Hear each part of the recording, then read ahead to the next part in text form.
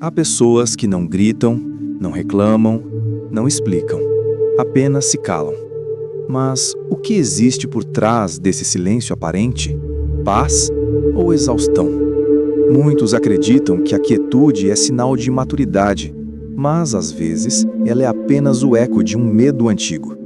O medo de ser julgado, rejeitado, de perder o amor por dizer o que realmente sente.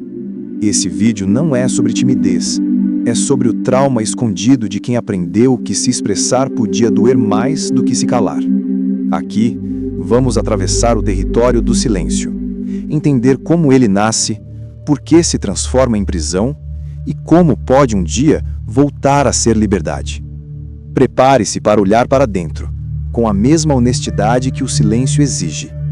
Porque talvez o que mais te machuque não seja o que você ouviu, mas tudo aquilo que nunca conseguiu dizer.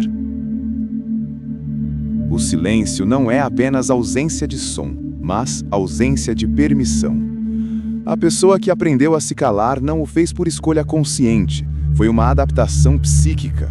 Em algum ponto da infância, compreendeu que expressar-se era perigoso.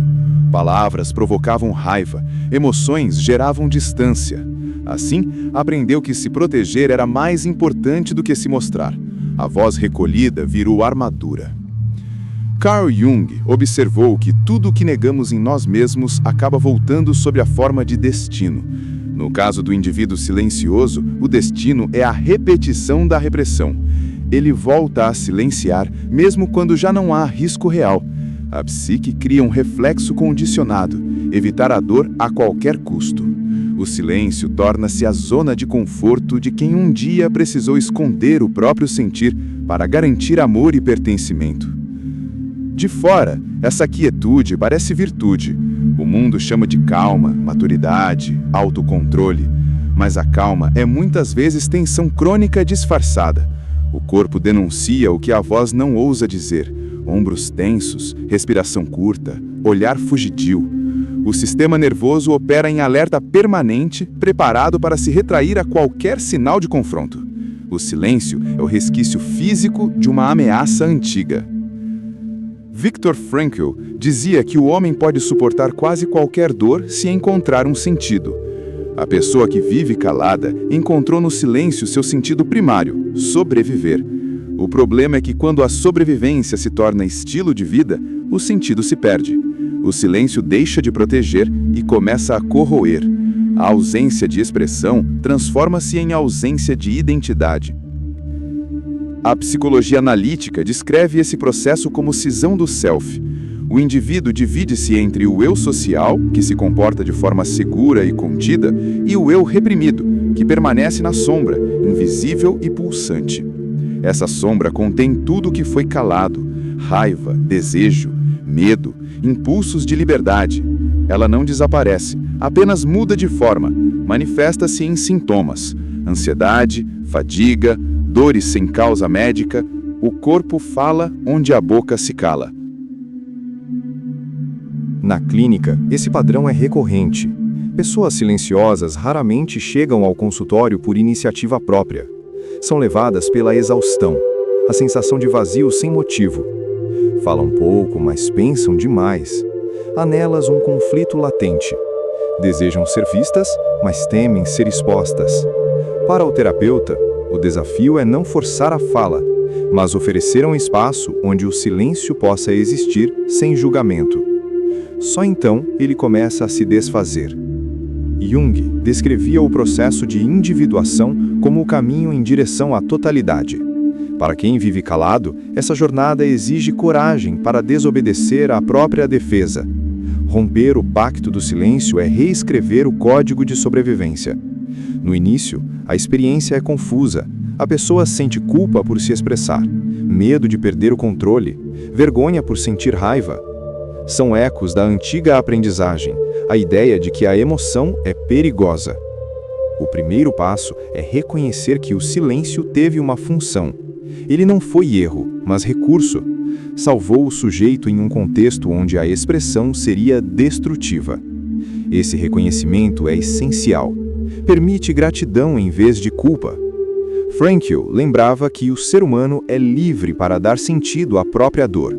Ao compreender o silêncio como parte da história e não como identidade, o indivíduo pode começar a libertar-se dele. A libertação, porém, não é barulhenta. Ela ocorre em gestos sutis. Um não dito sem medo, uma lágrima permitida, um olhar sustentado. O corpo começa a se reorganizar. A respiração se aprofunda, os ombros relaxam. O sistema nervoso aprende a distinguir entre o perigo real e o lembrado. É a reintegração do self, o retorno daquilo que estava banido da consciência. Nietzsche escreveu que quem tem um porquê enfrenta quase qualquer como. Ao resgatar a voz, o indivíduo reencontra seu porquê. A fala deixa de ser defesa e se torna expressão. Mas essa voz nova não é a do grito revoltado, é a da clareza. O sujeito percebe que pode se posicionar sem perder o vínculo, discordar sem ser destruído. Essa percepção redefine o sentido de segurança. O silêncio, antes compulsivo, torna-se consciente. Agora, ele é a escolha. O indivíduo pode optar por calar-se, não por medo, mas por discernimento. A quietude deixa de ser retraimento e se transforma em presença. Jung afirmava que a verdadeira cura vem da integração das polaridades. O novo silêncio integra o som e a pausa, a palavra e o espaço.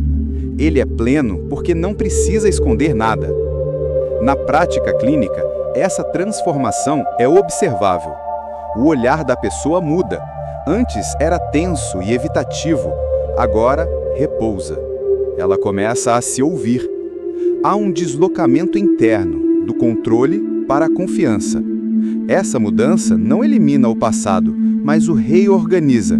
O trauma deixa de ser ferida aberta e se torna cicatriz funcional, lembrança de um tempo em que o silêncio foi necessário. Frankl dizia que a liberdade última do homem é escolher sua atitude diante das circunstâncias.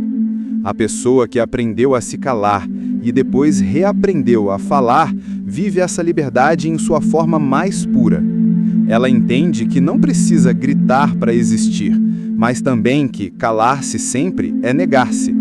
Essa consciência dá origem a um tipo de serenidade, que não é passividade, mas sim maturidade emocional. Em termos simbólicos, o silêncio curado é o oposto do silêncio traumático. O primeiro nasce da confiança, o segundo, do medo. O primeiro escuta, o segundo se defende. Quando a psique deixa de operar pela defesa, o silêncio recupera seu poder original, o de permitir escuta profunda. O indivíduo, agora inteiro, pode permanecer em silêncio, sem desaparecer dentro dele. Jung descrevia a cura como tornar-se quem se é. Nesse processo, o silêncio é transmutado em solo fértil. Ele passa a conter palavras, emoções e memórias, mas sem aprisioná-las. O sujeito reencontra o equilíbrio entre expressão e contenção. Fala o suficiente e cala quando é necessário. O trauma dá lugar à sabedoria. Nietzsche dizia que é preciso ter o caos dentro de si para dar a luz a uma estrela dançante. O caos do silêncio é exatamente isso: energia contida, potencial não vivido. Quando transformado, ele se torna lucidez. A pessoa que já viveu o silêncio absoluto sabe o valor de cada palavra, o peso de cada pausa. Fala menos, mas fala com verdade. O peso invisível, então, não desaparece, ele muda de natureza. Deixa de ser fardo e se converte em consciência. O indivíduo carrega o passado não como corrente, mas como mapa. Entende o porquê de ter se calado e o custo disso. E ao compreender, já não precisa repetir. Frankl escreveu que o sofrimento deixa de ser sofrimento no momento em que encontra um sentido. O silêncio curado é o sofrimento que encontrou um sentido. Ele se transforma em sabedoria silenciosa, em calma legítima, não fingida. É a serenidade de quem atravessou o medo e voltou inteiro. No fim, o que resta é um silêncio diferente. Não o da omissão, mas o da presença. Um silêncio que observa, compreende e acolhe. Ele não pede desculpas por existir. Ele é, simplesmente, o espaço onde a voz finalmente tem lugar para respirar. E talvez seja isso o que Jung quis dizer quando afirmou que ninguém se ilumina imaginando figuras de luz, mas tornando consciente a escuridão. Aquele que aprendeu a se calar e depois ousou escutar a própria sombra, descobriu algo essencial. O silêncio não era o problema era um medo. E quando o medo se dissolve, o silêncio volta a ser o que sempre deveria ter sido: uma forma de paz, não de ausência. O silêncio, no fim, revela o que sempre esteve ali: a necessidade humana de ser visto sem medo. Quando alguém que passou a vida se calando finalmente se escuta, o mundo muda de textura. O ar parece mais leve, a voz mais real. O trauma não desaparece, mas se transforma em sabedoria. Falar deixa de ser um ato de coragem e se torna um ato de presença. E o silêncio, antes refúgio da dor, vira espaço de paz. Porque a verdadeira liberdade não está em dizer tudo, mas em poder escolher quando e por que permanecer em silêncio.